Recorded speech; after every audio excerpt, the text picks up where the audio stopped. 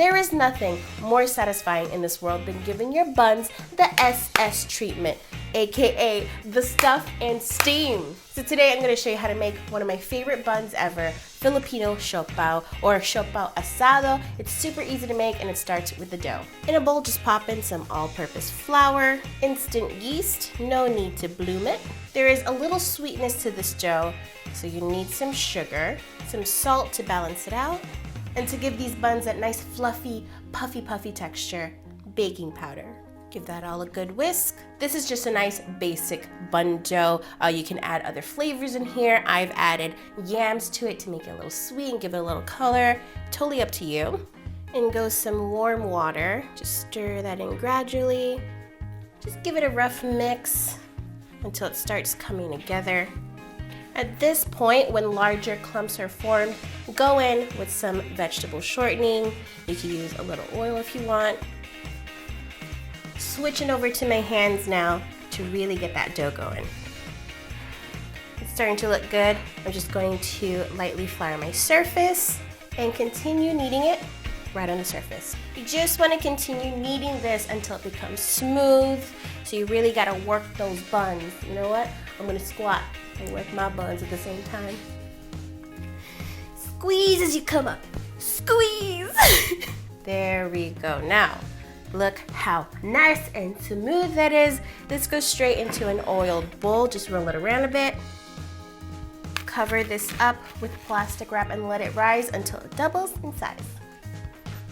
Meanwhile, you can work on your filling. Now I'm gonna make a pork asado. So I have some pork shoulder here that I cubed up into little pieces. Now you can go in with some chicken, maybe mushroom, a combination of the both. It's up to you. In this pot, I'm just gonna drizzle some oil. Just lubing it up and getting it ready for some onion and garlic action. You can use white onions, sweet onions, and just going in with some red onion, garlic. Just saute that for a bit until they get softened. This is looking good. Now we're ready for the pork. Once the pork has changed colors like that, add in a little bit of water. Just let that sit there for a couple of minutes until half of the water is evaporated. That looks good. There's just a little layer of water left at the bottom. The pork is nice and tender. Now to add the flavorings. This is on the sweet side, so some sugar, oyster sauce. You don't need to add any extra salt here. The sodium is just fine in the oyster sauce and soy sauce. Just stir this around and let it caramelize just a bit. This is coming along well. It smells so freaking good, a little sweet, a little savory. Now I'm gonna make a slurry with a little bit of water and cornstarch. Make sure it's cold water. Mix it up really well. Then just add it to the pot gradually while stirring and you're gonna see it thicken up. Oh yeah, this is what you're looking for. That nice sweet meat is glossy. How many times have you said that in your life? I'm gonna let that cool down for a little bit and work on an extra special little touch. This is a cooked salted duck egg. If you've never seen this before, you can find it in your Asian market. And they usually come individually wrapped. All you have to do is cut through it with the shell on. It's a nice quick movement. And it looks interesting. It's super delicious when crumbled up with some tomato and onion. I love it when steamed buns have this inside. So I'm just gonna cut the halves in half. Remove the shell and just set them aside. This is optional. You don't have to put it, but I really enjoy it. So I'm just gonna set that aside and work on our beautiful dough. Look at that. It's poofed up nicely. Just gonna knead it down a bit. Roll it into a log. My goal is to make 8 siopao, so I'm gonna cut this in half. Make the logs even again, and then cut each of these pieces into 4 equal slices.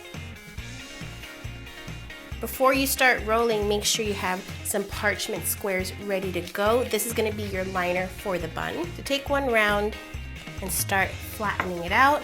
You can use your hands, you can use a rolling pin, and go in with the intention of making the edges thinner than the center. It has a thicker base to stand on, so it won't seep out. No one likes a leaky bun. Once your filling is cooled, you can take a couple tablespoons of that, plop it right in the center. For half of these buns, I'm gonna place that salted duck egg, and I'll leave the rest plain. Now grab the edges up and start pleating them together towards the center. Make sure you seal it nice and tight, and place it on the parchment paper. This is one of those Filipino recipes that was influenced by the Chinese. So the Chinese have their own steamed buns. Thailand has their own too. It's called siopao. So these are siopao. At home with my Thai dad and my Filipino mom, I was double fisting. Well, siopao, siopao, siopao.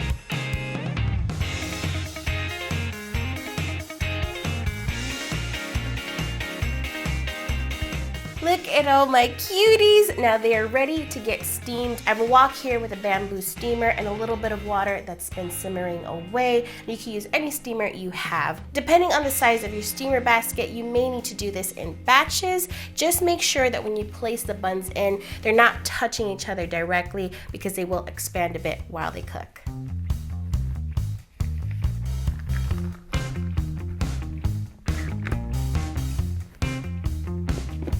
Been a little over 15 minutes now. Check it out. Ooh, look at that steam, and they have plumped up. Yep, that's how we like it. Ooh, it's hot. Don't just grab it like I am. I cannot wait to dig into this. Just make sure you peel the backing before you eat it. Ooh, yeah. Oh, look at that glossy center. Oh my god. The filling is so balanced. It's not too sweet, not too salty.